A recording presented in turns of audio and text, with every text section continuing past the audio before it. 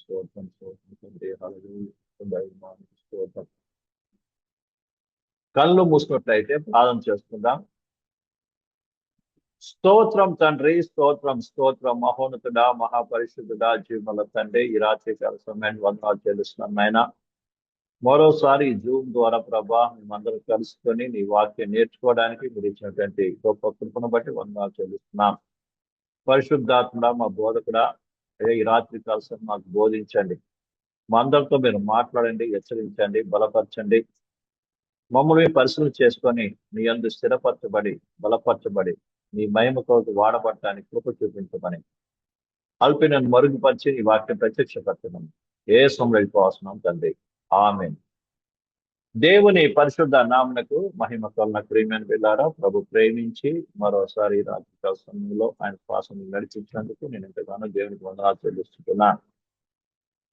ప్రత్యేకించి మనము పరిసయ్యుల యొక్క లక్షణాలు, స్వభావం గురించి లేక వారు చేస్తున్న పనులను గురించి మనం నేర్చుకుంటూ వస్తున్నాం. దీని సందర్భంగా మనము ప్రియులారా పరిశుద్ధ గ్రంథాన్ని తెరిచి మత్తయి సువార్త 23వ అధ్యాయము 4వ వచనం చదువుకుందాం. మత్తయి సువార్త 23వ అధ్యాయము 4వ వచనం చదువుకుందాం. మోయశక్యము కాని భారమైన బరువును కట్టి మనుషుల భుజం మీద వారు పెట్టుదురే కాని తమ వ్రేలితోనైనను వాటిని కదిలింపనొల్లరు. ఇక్కడ చదవన వాక్య భాగంలో ఈ పరిసయ్యులు చేసేటువంటి యొక్క పని గురించి రాయబడి ఉన్నది. ఈ వచనము మనందరికీ అనగా ఎవరైతే వాక్యాన్ని బోధిస్తున్నారో అలాగే వాక్యం బోధించాలని ఆశ కలిగి ఉన్నారో వాళ్ళందరికీ కూడా ఒక హెచ్చరిక వాక్యముగా మనం చూస్తున్నాం. చాలా మందికి మేము సేవకులము, పాస్టర్లము, బోధకులము అని చెప్పుకోవడానికి చాలా మందికి ఇష్టం. 4 వాక్యాలు చెప్పగానే కొంతమంది ఏం చేస్తారు, తాము పాస్టర్లు గాను సేవకులు గాను అందరికీ ప్రచురం చేసుకుంటూ ఉంటారు. అయితే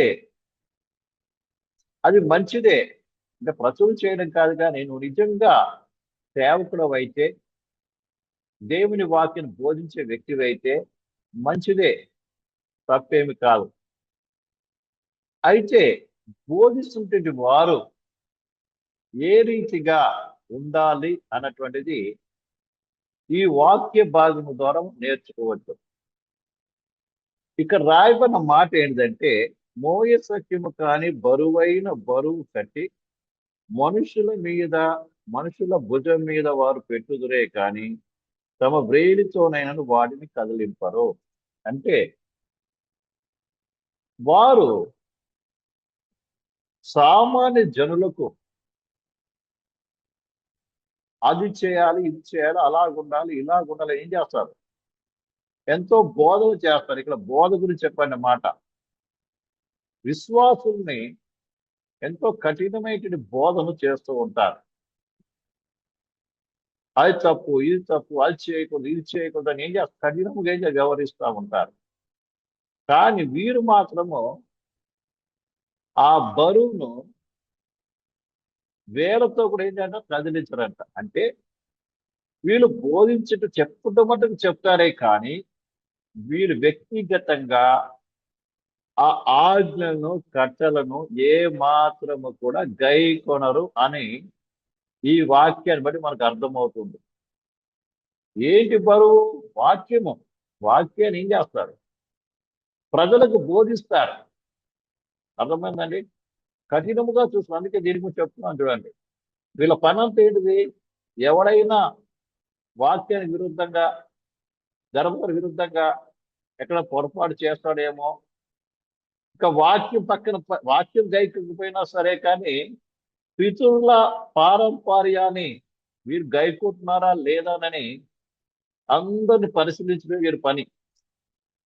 ఒకవేళ ఎవరైనా తప్పిపోతే దేవుని వాక్యాన్ని ఉల్లంఘించి పొరపాటు చేస్తే వారికి తగినటువంటి పనిష్మెంట్, శిక్షను విధిస్తారు. రకరకాలుగా వారిని బాధ పెడతారు. అంతేకాని వీరు మాత్రం ఏం చేయరు? దేవుని ఆజ్ఞ ఏం చేయరు? కొనరు. అయితే ఇక్కడ విషయం బాగా అర్థం చేసుకోవాలి.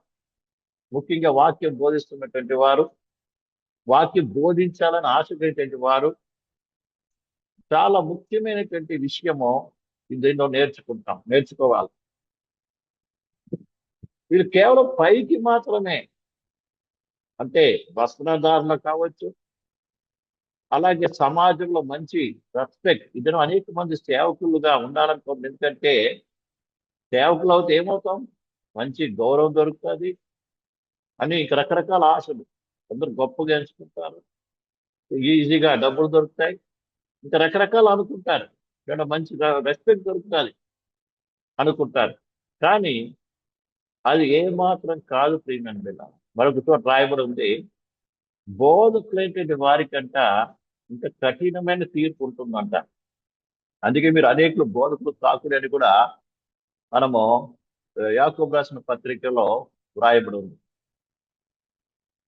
కాబట్టి అంటే వాక్యోపదేశం అనేటువంటిది స్క్రీన్ ద్వారా చెప్పడము కాదు, కేవలం చెప్పడమే కాదు, చేయాలి, తర్వాత చెప్పాలి. అందుకే మరొక రాయబడింది, ఇతరులకు బోధించు నీవు నిన్ను నీవు బోధించుకున్నవా? ఇతరులకు బోధించు నీవు నిన్ను బోధించుకున్నవా? కాబట్టి బోధిస్తున్న ప్రతి ఒక్కరు కూడా ఆ బోధ ప్రకారం జీవిస్తున్నామా లేదా అన్నటువంటి చాలా ముఖ్యమైనది. కొన్నిసార్లు ప్రసంగ పీఠకు నిలబడినప్పుడు, ప్రసంగం చేసేటప్పుడు ఉద్రేకంతోనో ఇంకేదో అనాలోచితంగా ఏం చేస్తాం? ప్రసంగం చేసేస్తాం.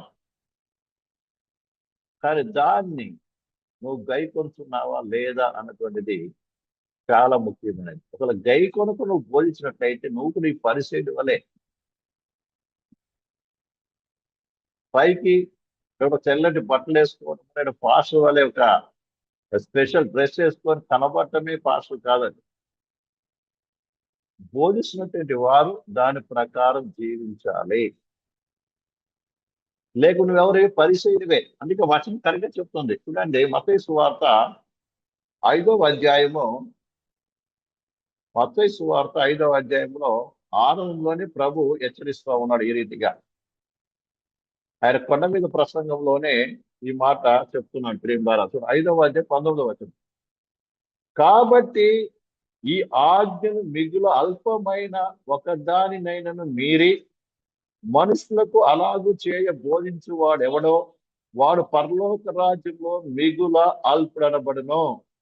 అయితే వాటిని గైకొని బోధించు వాడెవడో వాడు పరలోక రాజ్యంలో గొప్పవాడు అనబడును. చూడండి, ఇక్కడ కొండ మీద ప్రసంగంలోనే ఆరంభంలోనే తన శిష్యులకి యేసు ప్రభు ఈ రీతికి హెచ్చరిక చేస్తున్నాడు. ఏమని తెలుసా అండి? కాబట్టి ఈ ఆజ్ఞలో మిగులు అల్పమైన ఒక దానినైనను మీరి, అంటే ఆజ్ఞ చిన్న విషయం కావచ్చు, చిన్న విషయమైనా సరే, దాని మీరినా సరే, అంటే నువ్వు బోధించి ఆ ప్రకారం చేయకపోతే పరలోకం ఏమవుతావు? నువ్వు మిక్కిలి అల్పుడు అయిపోతావంట. అల్పుడు అంటే నువ్వు పరలోకం తగ్గింపబడతావు. పరలోకం ఏమో తగ్గింపబడు. ఉదాహరణకి, తను తాను హెచ్చించుకున్నవాడు తగ్గింపబడును అని వాక్యము రాయబడింది. తను తాను తగ్గించుకున్నవాడు హెచ్చింపబడును అని రాయబడింది. ఈ దినం మనలో ఎంతమంది తగ్గింపు ఉంది? ఏసై తగ్గించుకుంటాడని బోధిస్తాం కదండి. ఏసై తగ్గించుకుంటాడని బోధిస్తాం, తగ్గింపుగా ఉండాలని అందరికి చెప్తాం. కానీ మనము మళ్ళీ ఎంత తగ్గింపు ఉంటుంది చెప్పండి? కొంతమంది తప్పించుకోవడానికి తిన్నారా? కొంతమంది తప్పించుకోవడానికి తగ్గించుకున్నట్టు మాట్లాడతారు చాలా మంది. అర్థమైందండి? ఒక పని చెప్పామనుకోండి, అయ్యో ఆ పని చేయడానికి నాకేం లేదు, అర్హత లేదండి. అర్హత లేక కాదు, తప్పించుకోవడానికి కొంతమంది. అర్థమైందండి? కొంత ప్రార్థన చూపిస్తా తగ్గింపు. ఏమని? ప్రభా, నేను ఎవరి పెంటని, నేను కుక్కని, పందిని, అది ఇది అని అసలు ప్రార్థనలో చెబుతుంటారు. అది అందరికీ వినబడేటట్టుగా. ఇక నిజంగా నీ జీవితం పందిలాగా కుక్కలాగా ఉంటే దేవుని దగ్గర కన్నీటితో దేవుని దగ్గర మొరపెట్టి సరి చేసుకోవాలి. కానీ నోటి మాటలు కావచ్చు, ప్రవర్తన కావచ్చు, ఎలా ఉంటుంది? గర్వంతో కూడినట్టు ఉంటుంది. ఎవరైనా ఏమైనా అంటే సహించుకోలేరు. ఎవరు ఒక మాట అంటే ఏం చేయరు, సహించుకోలేరు. కోపం ఉద్రేకం వచ్చేస్తుంది. ఒక మాట్లాడడం మానేస్తారు. ఒక తగ్గింపు ఎక్కడి నుంచి వస్తుంది? కాబట్టి వాళ్ళ నోటి మాటతో కాదు తగ్గింపు. నువ్వు ఇతరులకు తగ్గింపు గురించి బోధిస్తున్నావు, నేను కూడా ఏం కావాలి? తగ్గింపు కనబడాలి. తగ్గింపు అంటే ఏంటిదని? తగ్గింపు అంటే ఏంటిది? సహించుకోవటం. చూడండి, యేసు ప్రభు గురించి చక్కటి మాట రాయబడింది. తన్ను తాను తగ్గించుకోలేను. ఎక్కడ తగ్గించుకున్నాడు? సిలువ మరణము పొందినంతగా తగ్గించుకున్నాడంట. అంటే ఏంటి అర్థము?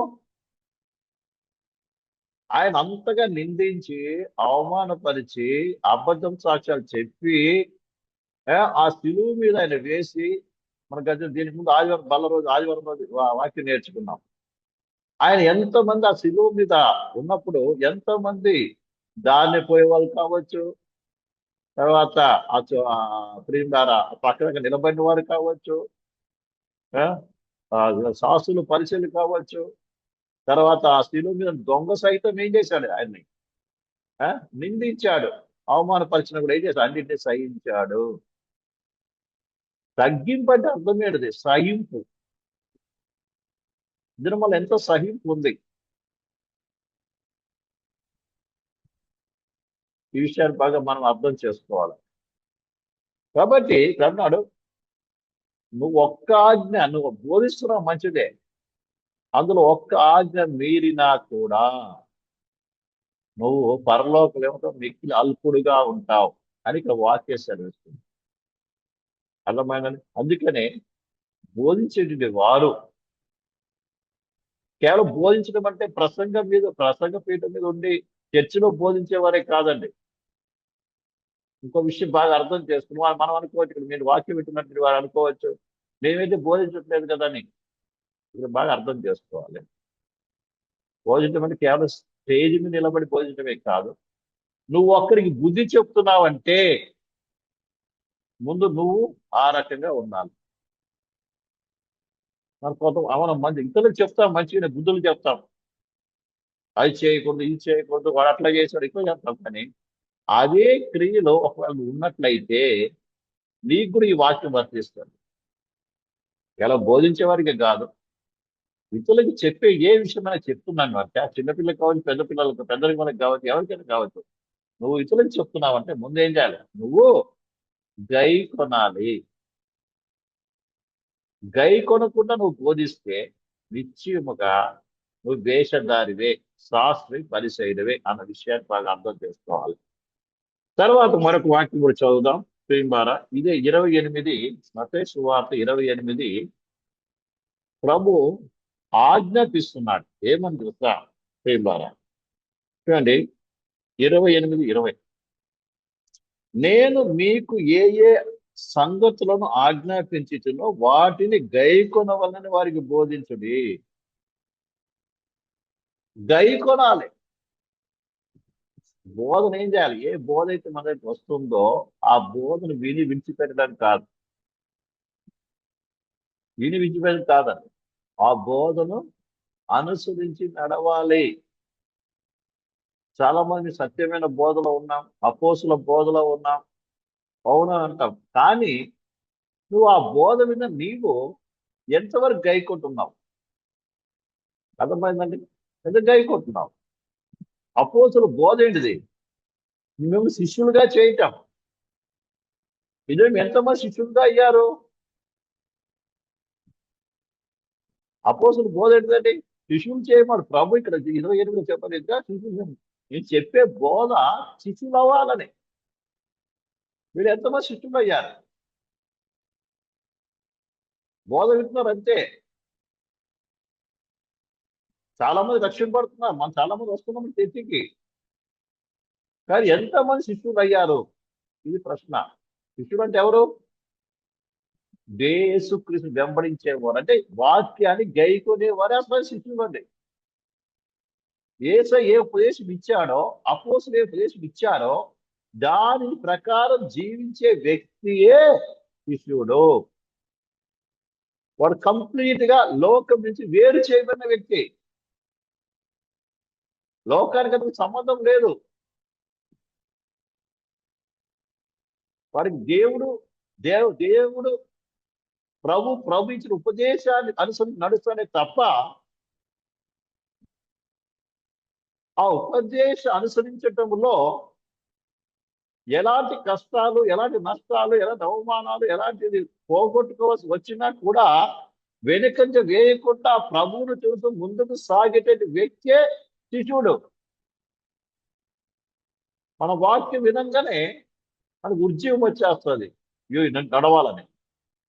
కానీ చిన్న సమస్య రాగానే ఏం చేస్తాం? వెనక్కి వెళ్ళిపోతాం. చాలా సేవకు వస్తాం, సేవ చేయాలి అంటారు. దేవుడు పిలిచాడు అంటారు. అయ్యా మరి దేవుడి సేవ చేయాలని ఇది కండిషన్స్ అనగానే ఏం చేస్తారు? ఎంత ఫాస్ట్గా వచ్చారో అంత ఫాస్ట్గా వెళ్ళిపోతాడు ఆయనకి. అంటే ఆ ప్రేరేపణ దేవుని వల్ల కలిగిందా లేదా ఉద్రేకంతో కలిగిందా? నిజంగా దేవుడి పిలుపు నీలో ఉంటే, నిజంగా పరిశుద్ధాత్మ దేవుడిని పిలిస్తే, నిజంగా ఏసై పిలుపు నీకు ఉన్నట్లయితే, నిజంగా పిలిచినట్టు ఏం చేస్తావు? వాడు వెనకండి వేడు.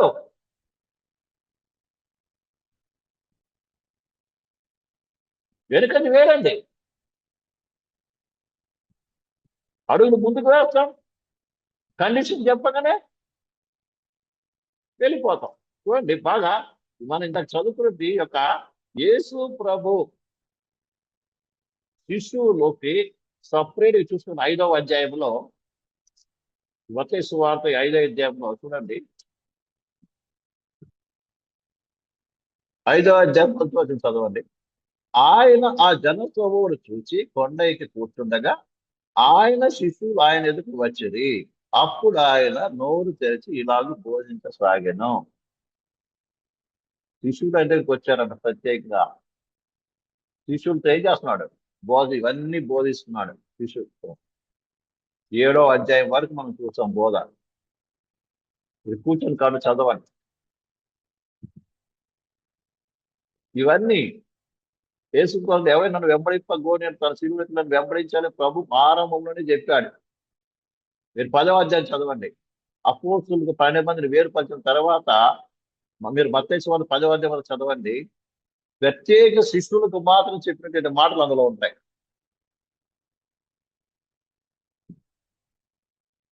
కాబట్టి దేవుడి వాక్యం వింతం కాదు, దాని ప్రకారం గైకొనేవారుగా ఉండాలి. ఈ విషయాన్ని ప్రతి ఒక్కరు బాగా అర్థం చేసుకోవాలి. అది వాక్యం చెప్తున్నాడు ఏంటంట, నేను మీకు ఏ ఏ సంగతులను ఆజ్ఞాపించుచున్నో వాటన్నిటినీ గైకొనవలనని వారికి బోధించుడి. ఇదిగో నేను యుగ సమాప్తి వరకు సదాకాలం మీతో కూడా ఉన్నాను. గైకొనాలంట. గైకొని కూడా పోవాలంట. నాకు బోధంతో తెలుసు, మీకు బోధంతో తెలుస్తున్నా కూడా ప్రయోజనం. దాన్ని గైకొనకపోతే నువ్వు అల్పుడివే, నువ్వు శాస్త్రులు పరిచయం వాటి వాడవే వ్యక్తి. ఎందుకంటే వీరు పరిచయం కూడా ఏమనుకుంటున్నారు? నాకు తెలుసు, బైబిల్తో తెలుసు. అందరినీ గైకోవడం చేస్తారు. అందరూ మీరు చేయాలని ప్రజలను ఏం చేస్తారు? వాళ్ళు చేస్తారే తప్ప వాళ్ళు మాత్రం చేయరండి. అలాగే మన ప్రసంగం మనం చేస్తున్నామంటే, ప్రసంగం చేసేటువంటి వారు ఆ ప్రసంగం అనుసరించి నడుస్తున్నామా? అలా అనుసరించి నడవకపోతే నువ్వెవరివి? ఎవరు వద్దు పరిచయం వంటి వాడవే. ఈ విషయాలు బాగా అర్థం చేసుకోవాలి. కాబట్టి నువ్వేం చేయాలి? బోధిస్తు నీవు ఆ ప్రకారం నడిచి చూపించాలి. నడిచిన తర్వాత బోధించాలి. బాగా అర్థం చేసుకో. విషయం ప్రతి ఒక్కరు అర్థం చేస్తుంది. కాబట్టి ఈ విషయాన్ని బాగా అర్థం చేయాలి. ఎందుకంటే ఇక్కడ ప్రభు అన్ని గైకునేటట్టు ఏం చేయండి, చెయ్యండి అంటున్నాడు. అపోస్తుల పని ఏంటిది? ప్రతి ఒక్కరి శిష్యులుగా చేయటము, శిష్యులైనటువంటి వారిని గైకునేటట్టుగా చేయటం. అపోస్తుల కార్యంలో ఒకటి ఒకటి అపోస్తుల కార్యంలో ఒకటి ఒకటి ఓ థియో పీలా, యేసు తాను ఏర్పరచుకున్న అపోస్తులను పరిశుద్ధాత్మ ద్వారా ఆజ్ఞాపించిన తర్వాత ఆయనకు ఆయన పరమునకు చేర్చుకొనబడిన దినం వరకు ఆయన చేయుటకును బోధించుటకును ఆరంభించిన వాటన్నిటిని గురించి నా మొదటి గ్రంథం రచించుకుని. ఇక్కడ యేసు ప్రభు చేసిన పనిని గురించి చెప్తున్నాడు. ఇక్కడ అన్నాడు ఆయన పరమునకు చేర్చుకొనబడిన దినమున. ఇక్కడ ఇక్కడ బాగా రెండు మాటలు గుర్తించాలి ప్రతి ఒక్కరు. ఆయన చేయుటకును బోధించుటకును. ముందు యేసు ఏం చేశాడంట? చేశాడంట. ఆ తర్వాత బోధించాడంట. అర్థమైందండి? బాగా ముందు ఏం చేశాడు. బోధించడం పెద్ద ముందు కాదు, ముందు చేయటం నేర్చుకోవాలి. వాక్య ప్రకారం జీవించడం నేర్చుకోవాలి. ఉపదేశం ప్రకారం జీవించడం నేర్చుకోవాలి. ప్రత్యేకంగా యేసు ప్రభు వచ్చి అది చేయండి ఇది చేయండి అని చెప్పడం. నేను రక్షణ పొంది ప్రభువులో సాగుతూ ఉన్నప్పుడు దేవుడు పరిశుద్ధ గ్రంథం చదువుతున్నప్పుడు ఒక్కొక్క వాక్యాన్ని ప్రత్యక్షపరుస్తూ వచ్చేవాడు. అది ప్రార్థించేవాడు, ప్రభా నేను చిత్తం ప్రకారం నడవాలి. ఏ వాక్యం అయితే నాకు ప్రత్యక్ష జరిగిందో ఆ వాక్యాన్ని దైవజనుల ద్వారా కావచ్చు, అలాగే పరిశుద్ధ చదువుతున్నప్పుడు కావచ్చు, ఆ వచనం నాకు మనసులో రాయబడినట్టుగా దాని కొరకు కన్నీటితో ప్రార్థన, ప్రభా ఈ వాక్య ప్రకారం నేను జీవించాలి, ఈ వాక్య ప్రకారం జీవించాలి.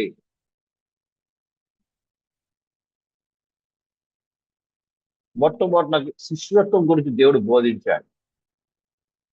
అప్పుడు నిర్ణయించాడు, ప్రభా నేను నిజమైన శిశువునిగా ఉండాలి ప్రభా. ఆ తర్వాత ఒక్కొక్కటి చూపించిన అబ్రాహాంను చూపించాడు. అబ్రాహం నా ముందు పెట్టాడు. నాకు నిజంగా అబ్రాహం లాగా నేను జీవించాలి ప్రభా. అబ్రాహం లాగా నేను ప్రయాణం కొనసాగించాను. అలాగనే ప్రభు పిలుపుని అందుకొని ప్రభు ఆజ్ఞ వచ్చినప్పుడే సేవకు వెళ్ళమన్నప్పుడు భార్య పిల్లలు తీసుకొని, అప్పుడు పెళ్ళై సంవత్సరం అయింది, నా మొదటి కుమారుడు జన్మించాడు. స్థలానికి సేవకు వెళ్ళాలనగానే ప్రభా నేను బయలుదేరుతున్నాను. వేరే మాట్లాడలేదు, బయలుదేరా. మా తల్లిదండ్రులు అన్ని జనులు అయినప్పటికీ కూడా నేను సేవ చేయడం జరుగుతున్నాను. మా నాయన మా ఇంటి వారు ఎన్నో ఆటంకపరిచారు. ఆటంకం ఏంటిది? నువ్వు ఎందుకు వెళ్తున్నావు? అప్పుడు మా నాన్న దగ్గర లేబర్లు పనిచేసి దాదాపు 100 మంది దాకా పనిచేసేవాళ్ళు. ఇవి చూసుకొని ఉండు, ఎందుకు వెళ్తున్నావు? నేను ఒకటే అన్నా, నీ తోటి వారందరూ చేస్తున్నారు, బిజినెస్ చేస్తున్నారు, వ్యాపారం చేస్తున్నారు, బిజినెస్ చేస్తున్నారు, నువ్వు కూడా చేసుకో. ఒకటే మాట, నేను ప్రభుకు సమర్పించుకున్నా. ప్రభు నాతో మాట్లాడాడు, ఆ మాటతో నడవాలని కోరుకున్నాను. నేను నా భార్యను, చిన్న కుమారుడు దాదాపు 56 నెలలు అనుకుంటాను, తీసుకుని వెళ్ళిపోయాను. ఈసారి నుంచి 40 కిలోమీటర్ల దూరం ఇటుకలని ప్రదేశం వెళ్ళిపోయాం. అక్కడ సేవ 5 సంవత్సరాలు చేయడం జరిగింది. అక్కడ 2వ వాడు జన్మించాడు. ఆ రీతిగా ముందుకు సాగడమే తప్ప ఎన్నో కష్టాలు, శ్రమలు, నిందలు, అవమానాలు, నిరాశ, నిస్పృహ, ఎన్నోసార్లు అసలు నేను ఎందుకు బతకాలి, నన్ను తీసేసుకోమని కూడా ఎన్నోసార్లు ప్రార్థించేవారు. చచ్చిపోతే మంచి కూడా ప్రభు తీసేసుకోమని కూడా ప్రార్థించే దినాలు ఉన్నాయి. అయినప్పటికీ కూడా ప్రభు కృపబడి ఇప్పటి వరకు దేవుడు నడిపిస్తూ వస్తున్నాడు. అంటే ఆ రీతిగా అడుగు ముందుకు వేయాలి.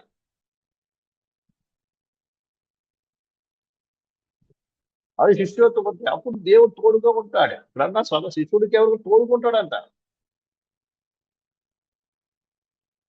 మనం ఏమనుకుంటాం, సేవ అంటే ఏమనుకుంటాం, సమర్పణ అంటే ఏమనుకుంటాం మనకు తెలియదు సార్, మీకు తెలియదు. కానీ ఉపదేశం, దేవుడు ఏం బోధిస్తున్నాడు, ఏ వాక్యం నేర్చుకుంటున్నావు నువ్వు,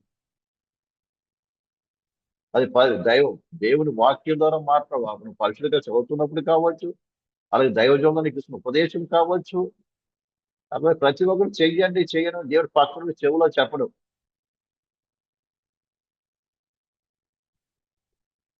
చెవులో చెప్పేది ఎవరు?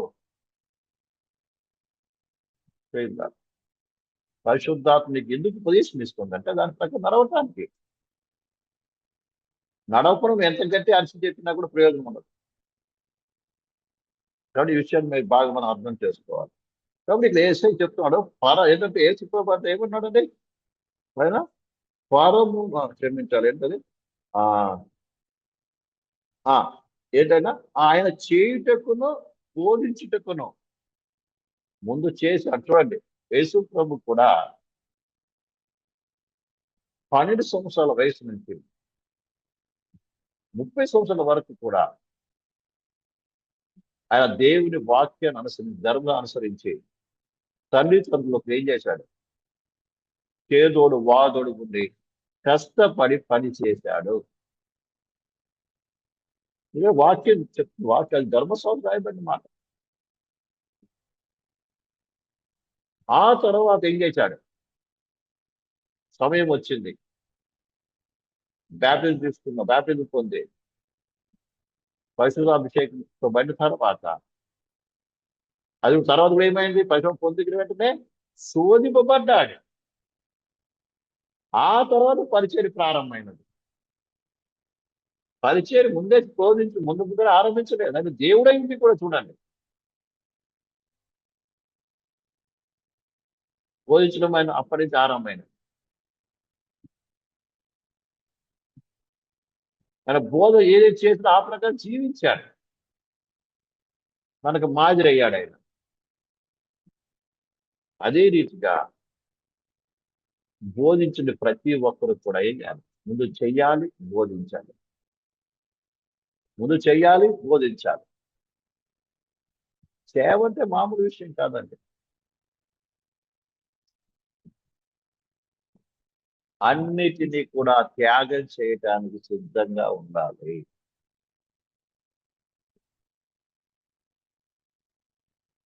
కేవలం బోధించేసి అయిపోయిన పని అనుకోవడం కాదు. విషయాన్ని ప్రతి ఒక్కరు బాగా అర్థం. అందుకని ఇక్కడ ఆయన చేయుటకును బోధించుటకును ఆరంభించి ముందు చేశాడు, తర్వాత బోధించాడు. కాబట్టి ముందు చేయటం నేర్చుకోవాలి. ఏ వాక్యం అయితే నీకు ప్రత్యక్షపరచబడిందో, ఏ ఉపదేశం ప్రత్యక్షపరచబడిందో దానిని చేయటం ప్రారంభించాలి. విషయాన్ని మనసు బాగా అర్థం చేసుకోవాలి. రోమి రాసిన పత్రిక 13వ అధ్యాయము రోమి రాసిన పత్రిక 13వ అధ్యాయము రోమి రాసిన 13వ అధ్యాయము 8 నుంచి 10 వరకు చదువుతాం. ఒకరినొకరు ప్రేమించట విషయంలో తప్ప మరి ఏమి ఎవరికి అచ్చి ఉండవద్దు. పొరుగువాడిని ప్రేమించేవాడే ధర్మశ్వాసం నెరవేర్చేవాడు. ఏలయనగా వ్యభిచరింపవద్దు, నరహత్య చేయవద్దు, దొంగిలింపవద్దు, ఆశింపవద్దు అనున్నవియు మరి ఏ ఆజ్ఞను ఉన్న ఎడల అది నిన్ను వల్లే పొరుగు వారిని ప్రేమించవలని వాక్యము సంక్షేపముగా ఇమిడి ఉన్నది. ప్రేమ పొరుగు వారిని కీడు చేయదు కనుక ప్రేమ కలిగి ధర్మశాస్త్రము నెరవేర్చుటే. రాయబడిన మాట ఏంటంటే ప్రియమారా ఆజ్ఞలన్నీ కూడా పదమైందండి గై కొనాలి అని రాయబడింది. పదమైందండి. ఆజ్ఞ ఏం చేయాలంట? అందులో ఒక్క ఆజ్ఞ మీరినా కూడా అన్ని ఆజ్ఞలు కూడా ఏంటంటే మీరినట్టేనని దేవుని వాక్యం మనం ఇక్కడ చూస్తున్నాం. ఇది కూడా చదవండి. మరియు 9వ వచనంలో ఏలయనగా వ్యభిచరింపవద్దు, నరక చేయవద్దు, దొంగిలించు, ఆశింపనయు మరి ఏ ఆజ్ఞ ఉన్నాయో అది నిన్ను వలే నీ పొరుగువాని ప్రేమ సంక్షేమం ఉన్నది. ప్రేమ పొరుగువాని కీడు చేయదు కనుక ఆ ప్రేమ కలిగి ఉండుటయే ధర్మశాస్త్రమును నెరవేర్చుటే. ఈ మొదటి వచ్చిన జాగ్రత్త చూడండి. ఒక్కడినొక్కడు ప్రేమించిన విషయంలో తప్ప మరి దేని వచ్చి పొరుగువాని ప్రేమ ధర్మశాస్త్రమును నెరవేర్చువాడు. ఒకవేళ నీవు ధర్మశాస్త్రం నెరవేర్చే వ్యక్తివి అయితే నిజంగా ప్రేమ కలిగి ఉండాలి. మరోసారి రాయబడింది ఎక్కడంటే అందులో ఒక్క ఆజ్ఞ మీరినా కూడా అన్ని ఆజ్ఞలను మీరినట్టే దేవుని వాక్యం రాయబడి.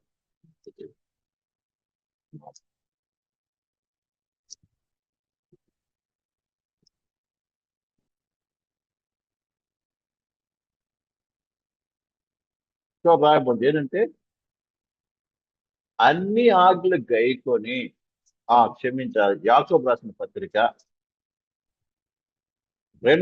యాకోబు రాసిన పత్రిక 2వ అధ్యాయం 10వ వచనం. ఎవడైనను ధర్మశాస్త్రం అంతయు గైకొనియో ఒక్క ఆజ్ఞ విషయంలో తప్పిపోయిన ఎడల ఆజ్ఞ నేటి విషయంలోనూ అపరాధి అగును.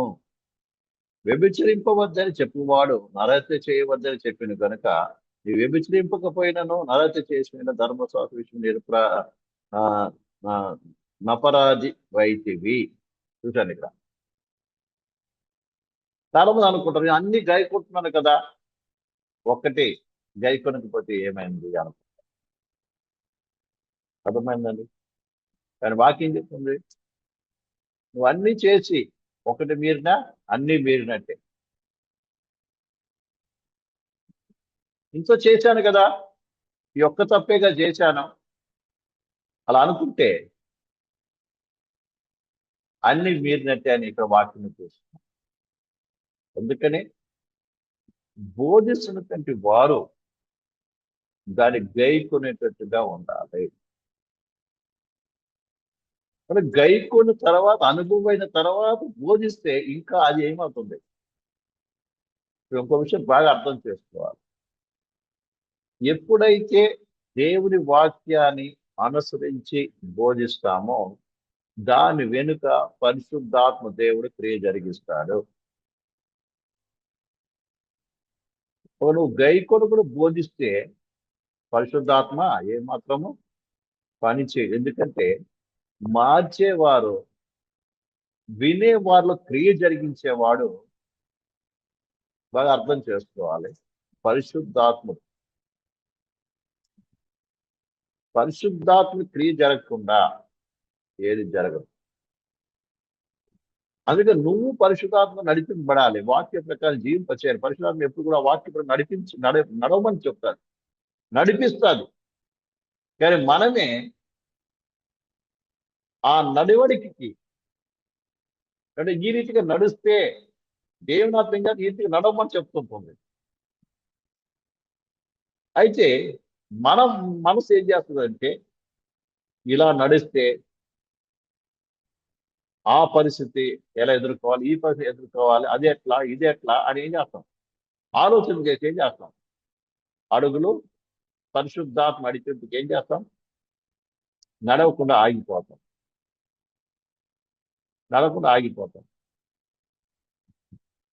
కాబట్టి నువ్వు పరిశుద్ధాత్మ నడిచావు అనుకోండి, నువ్వు దేనికి భయపడాల్సిన పని లేదు. నువ్వు దేవుని ఆత్మ మనసు నడవాలి అని నీలో ఉన్నట్లయితే, లేక దేవుని పరిమితం దయకొనాలనుకుంటే, ఉపదేశ ప్రకారం జీవించాలనుకుంటే ఎలాంటి నష్టానికైనా కష్టానికైనా ఏ మాత్రం నువ్వు భయపడకూడదు. అడుగులు ముందుకు వేసి వెళ్ళిపోవాలి. సాకులు చెప్పే పనే లేదని విషయాన్ని బాగా అర్థం చేసుకో. ఎవరు నిజంగా ప్రభు చెప్పే మాట ప్రకారం నేను జీవించాలి అనే హృదయాంతరం ఉంటుందో వారిని పరిశుద్ధాత్ముడు ఏం చేస్తాడు, బలవంతం చేసి నడిపిస్తాడు. ముందే పరిశుద్ధాత్మకు అడ్డుకుంటూ వేసే వారితో దేవుడిని బలవంతం చేయడు. నీ ఇష్టానికి వదిలిపెట్టేస్తాం. నీ ఇష్టానికి వదిలిపెట్టేస్తాం. విషయాన్ని బాగా ప్రతి అర్థం చేసుకుంటాం. రోమ్ రాసిన పత్రిక 2వ అధ్యాయము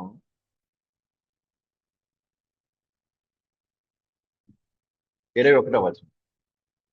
ఎదుటివానికి బోధించు నీవే నీవే బోధించుకొనవా? దొంగిలింపవద్దని ప్రకటించి నీవు దొంగిలించదవా? వ్యభిచరింపవద్దని చెప్పు నీవు వ్యభిచరించదవా? విగ్రహములకు అసహించుకొని నీవు గుళ్ళను తోచదవా? ధర్మశాస్త్రం అసహించు నీవు ధర్మశాస్త్రం మీరుట వలనే దేవుని అవమానపరచదవా? శాస్త్రుల పని ఏంటిది? అందరికీ ఏం గైకోనండి చెప్తారు, కానీ వీరు మాత్రం గైకొనరు. మనం నేర్చుకున్నాం, దోచుడే పని వాళ్ళది. ధనాపేక్ష, పైకి చూపించుకునే భక్తి, మేమే గొప్పవారమని అందరి ముందు కనబడే భక్తి. ఇంకా చాలా మంది అగ్రపీఠాలు కోరుకుంటారంట. ఎక్కడ విందులకు వినోదాలకు వెళ్తే ఏమంటారు? ఫస్ట్ ప్లేస్ ఇవ్వాలి, ఇవ్వకపోతే వాళ్ళు ఏం రారు. ముందే అడుగుతాం, ఆ స్థానం ఎక్కడ? స్టేజ్ మీదనా?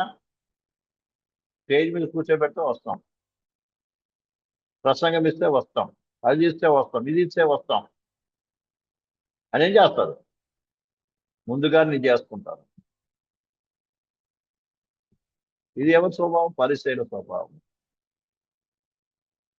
మరి తగ్గింపు గురించి, దీన మనసు గురించి బోధిస్తారు శ్రీమంతులు. కాబట్టి ఇదంతా పరిశీలన స్వభావం. ఎందుకన్నాడు? ఇతరులకు బోధించు నిన్ను నీవు బోధించుకొనవా అని దేవుని వాక్యం మనం చూస్తున్నాం. మరొక వాక్యం వచ్చి ఫిలిప్పీ రాసిన పత్రిక 3వ అధ్యాయం 17వ వచనం. ఫిలిప్పీ రాసిన పత్రిక 3వ అధ్యాయము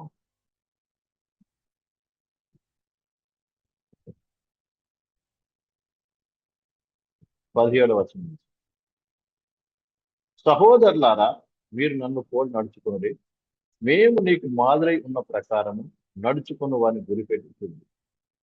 అనేకులు క్రీస్తులోకి శత్రువుగా నడుచుకుంటున్నారు. వీరిని గూర్చి మీతో అనేక పర్యాలు చెప్పి ఇప్పుడును ఏడ్చుతూ చెప్తున్నాను. ఇక్కడ అపోస్తలుడైన పౌలు క్లియర్ గా చెప్తున్నాడు. ఏమని? సహోదరులారా, మీరు నన్ను పోలి నడుచుకోండి. నేనేమైనా మాదిరిగా మరొక కొరింథీయులు అంటాడు, నేను క్రీస్తు పోలి నడుచుకున్న ప్రకారం మీరు అలాగే నడుచుకోని అంటాడు. చూడండి, అపోస్తలుడు ఏంటంటే పౌలు ఎంతో ఉన్నతమైన విద్య, ఉన్నతమైనటువంటి స్థానానికి చెందిన వ్యక్తి, అన్ని విధాలుగా ఉన్నతమే. అలాంటి వ్యక్తి ఎప్పుడైతే యేసు ప్రభుని దర్శించాడో ఆ దినం తను తాను ప్రభుకు అప్పగించుకొని ప్రభువును తెలుసుకోవాలి, నేను ఎలాగైనా ప్రభువుని తెలుసుకోవాలి అని, ఇక్కడ ప్రభువు గురించి జ్ఞానాన్ని పొందుకోవాలి అని చెప్పి దానికి అడ్డుగా ఉన్నదంతా కూడా తీసేసుకున్నాడంట, నష్టం ఎంచుకున్నాడంట.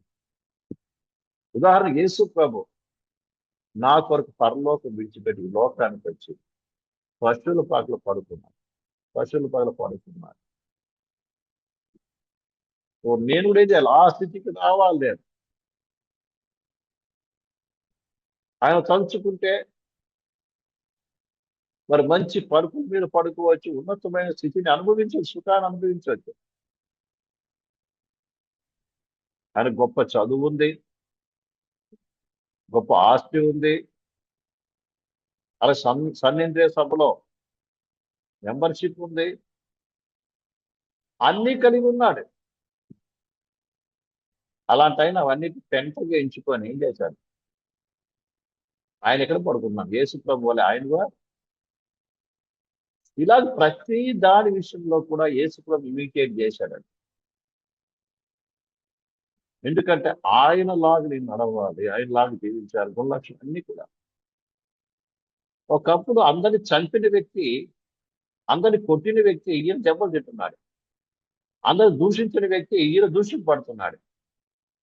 అందరినీ హాని చేసిన వ్యక్తి ఇప్పుడు ఈయన హాని అనుభవిస్తున్నాడు. ఆ రీతిగా ఆయన తను తాను దిగి వచ్చేసాడు అన్ని విషయాలు. మనకి ఏమి లేకపోయినా ఎంత గర్వము, ఎంత అహంకారము. అహంకార గర్వం ఏంటిది? బయట కనపడకపోవచ్చు, కానీ ఎవరన్నా ఒక మాట అంటే నువ్వు సహించుకోలేకపోతున్నావు అంటే నీలో గర్వం అహంకారం ఉన్నట్టే లెక్క. ఒక నింద నీ మీదకి వచ్చిందంటే, కాని మాట ఎవరైనా చెప్పారంటే నువ్వు మౌనంగా నువ్వు మౌనంగా నువ్వు భరించలేకపోతావు, భరించావు.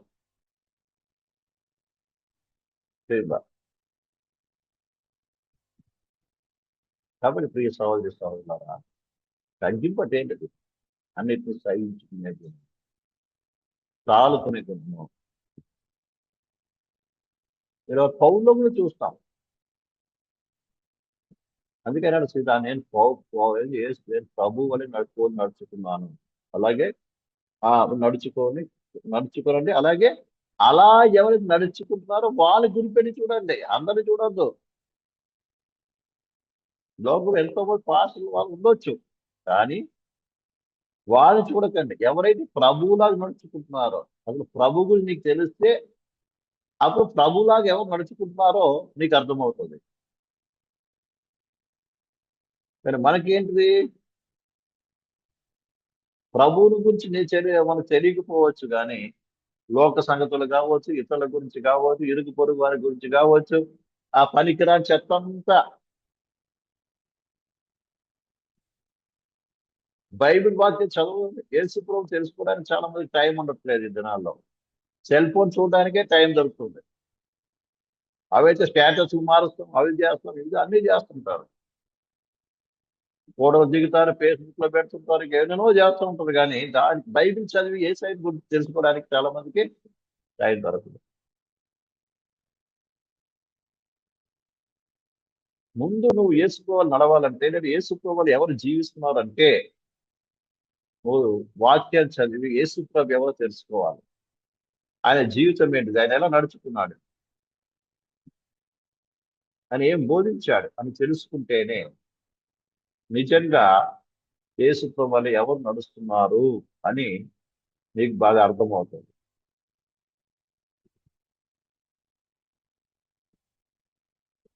లేకపోతే ఈ దినాల ప్రసంగికులు వాడు ఆయన పెద్ద చర్చాడు, ఆయన పెద్ద పాస్టర్, ఈయన పెద్ద పాస్టర్ అని వాళ్ళని వీళ్ళని వెంబడించడం ప్రారంభిస్తున్నాయి ఈ దినాల్లో. చాలా మంది యేసు ప్రభు వల్ల ఎవరు నడుస్తున్నారో వాళ్ళు గుర్తుపట్టట్లేదు. నువ్వు యేసు ప్రభు వల్ల ఎవరు నడుస్తున్నారో గుర్తుపట్టాలంటే ఏం చేయాలి? నువ్వు యేసు ప్రభు ఎవరో తెలుసుకోవాలి. ఇది నువ్వు యేసు ప్రభుని మరుగు చేసేసారు ప్రసంగికులు. ఈరోజు యేసు ప్రభు వల్ల ఎవరు నడుస్తున్నారో మనం వెతకడానికి కూడా కష్టం, ఎవరు కనబట్టలేదు. ఉన్నారు, లేదని మాత్రం కాదు, ఉన్నారండి, పరిశుద్ధులు ఉన్నారు. కానీ వాళ్ళకి కనపడ్డాం, మనం కనుక్కోవాలి. అలాంటి వారు మనం వెంబడించాలి, అలాంటి వారి బోధ వినాలి.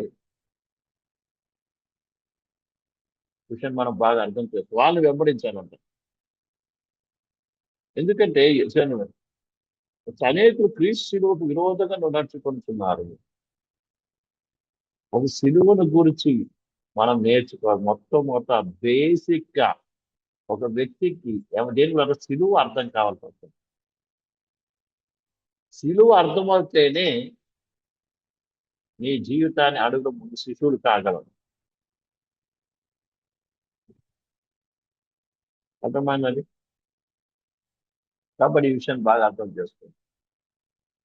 శిలువ గురించి ఎవరైతే తెలుసు, అందుకే అంటాడు మన అపోజిట్ పౌలు అంటాడు, మేము శిలువను గురించి ప్రకటిస్తున్నాము.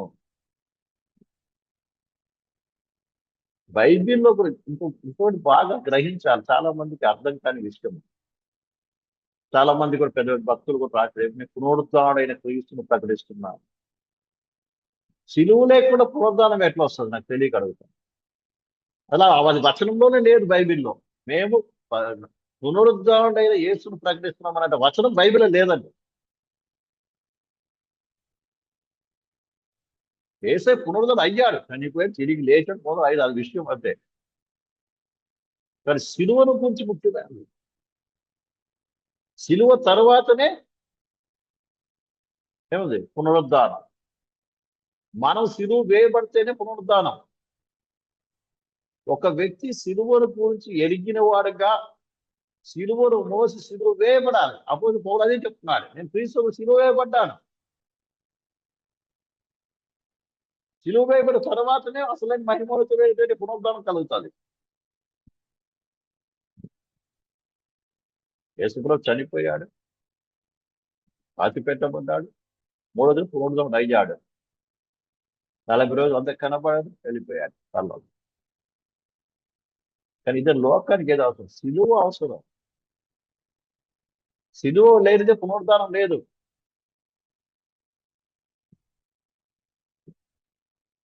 మొట్టమొదటి సిలువను గురించి తెలుసుకుంటేనే యేసు ప్రభు యొక్క తగ్గింపు, దీనత్వము, సహింపు, త్యాగము, ఆయన మన కొరకు చేసినటువంటి అన్ని, అలాగే సిలువలో ఆయన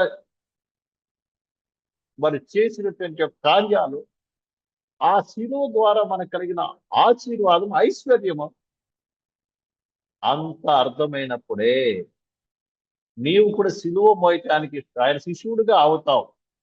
శిష్యుడు అవడమే కాకుండా సిలువను ఎత్తుకుని ఆయన వెంబడించడానికి ప్రయాసం, చివరికి సిలువ వేయబట్టడానికి నిజుడు అప్పగించు. సిలువ వేయడం నిజంగా 3 మేళ్ళు వేయడమని కాదు, నీ శరీరత్వాన్ని, శరీర కోరికలను ఏం చేస్తావు? నిన్ను నీవు మరుగుపరుచుకొని యేసయ్యని నీ ద్వారా ప్రత్యక్షపరుస్తావు. నీలో యేసు ప్రభు కనబడతాడు. అంటే యేసు ప్రభుని గురులక్షలు బయటకు వస్తాయి, నువ్వు మరుగైపోతావు. సిలువేమిన అనుభవం అంటే ఏంటండి? సిలువేమిన అనుభవం అంటే ఏం తెలుసా?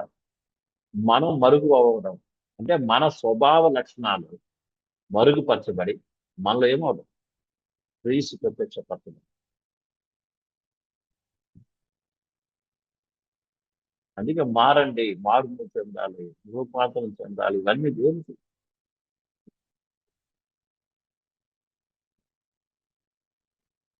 కాబట్టి ఏం కావాలి? మనము యేసుని ఎరగాలి, యేసును నేర్చుకోవాలంట. యేసును పూర్తి కాదు, యేసును నేర్చుకోవాలి.